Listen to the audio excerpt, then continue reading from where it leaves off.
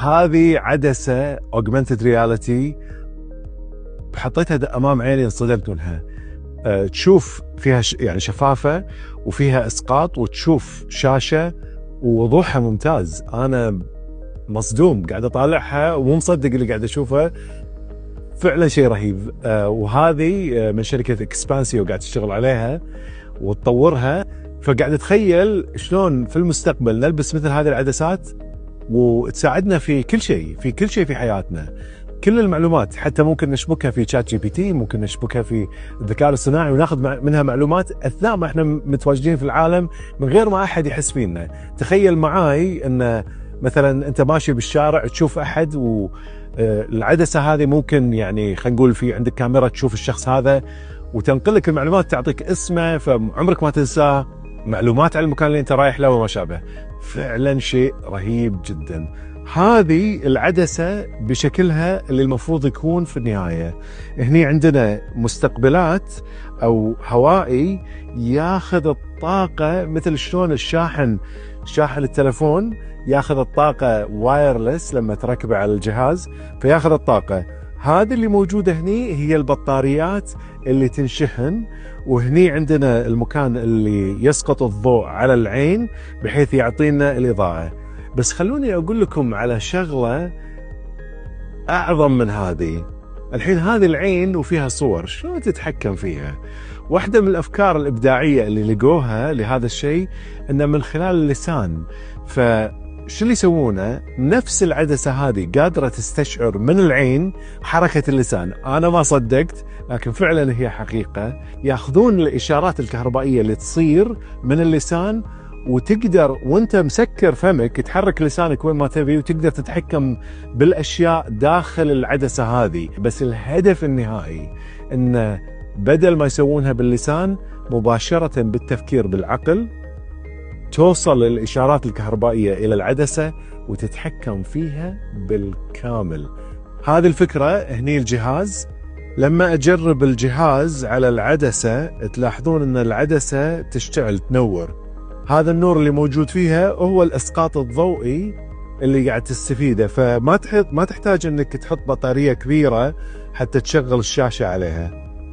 الميزة الرهيبة ان هذه العدسات اللي هي الحين طبعا تحت الاختبار والتجربة تقدر تستفيد منها كمعلومات. فلما تجرب التلفون على طول تنتقل المعلومات من العدسات اللي موجودة هني إلى التلفون مباشرة، فتنقل لك المعلومات اللي صايرة في العين حق التلفون مالك. خل أوريكم الحين شغلة مستقبلية، يعني هذه شغالين عليها للمستقبل البعيد. شايفين هذه عدسات للعين لكنها ذهب. فعلا اللي موجود هني هو ذهب خالص. الهدف من هذا إنه يحولون الذهب الخالص هذا إلى ذهب شفاف ويوضع على العدسة للعين.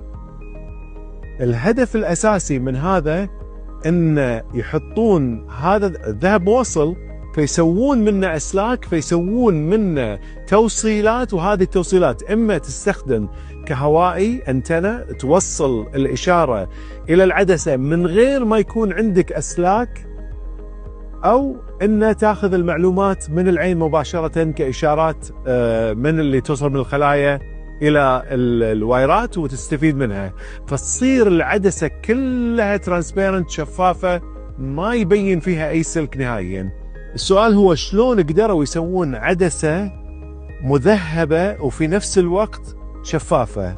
خذوا طبقة واحدة من الذهب وهذه الطبقة تعد 2 dimensional ثنائية الأبعاد، يعني فقط سحبة بسيطة من الذرات، يعني فقط طبقة واحدة من الذرات وحطوها على العدسة هذه.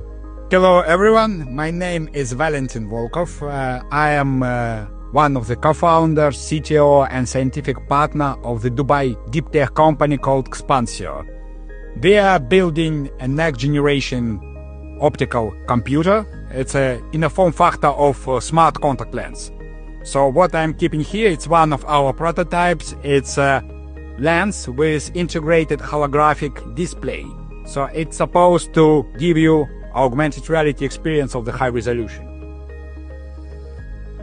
So One day it will replace all the smart gadgets that you have in your pockets. Instead of your smartphone, your smartwatch, and maybe soon instead of your smart glasses, you will have a smart contact lens. So it's an augmented reality plus your very private biochemical lab, which is always with you. Plus, of course, superpowers. And we believe that once it will go to the market, the price for this smart device will be comparable to the price of the modern flagman smartphone.